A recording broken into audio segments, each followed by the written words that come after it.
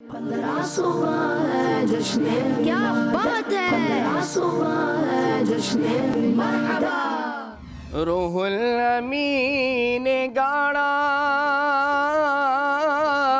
کعبے کی چھت پہ جھنڈا روح الامین نے گاڑا کعبے کی چھت پہ جھنڈا کعبے کی چھت پہ جھنڈا تا عرش اڑا پھریرا صبح شب ولادت۔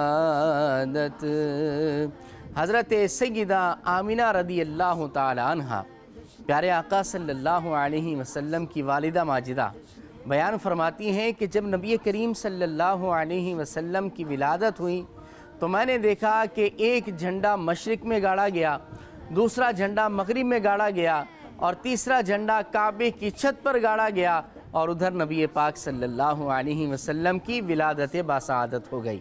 سبحان اللہ، حضور کی ولادت کی خوشی میں جھنڈے کھاڑنا یہ ہمارا بھی طریقہ ہے، اور ہمیں حضور علیہ السلام کی ولادت کی خوشی میں جھنڈے لگانے چاہیے۔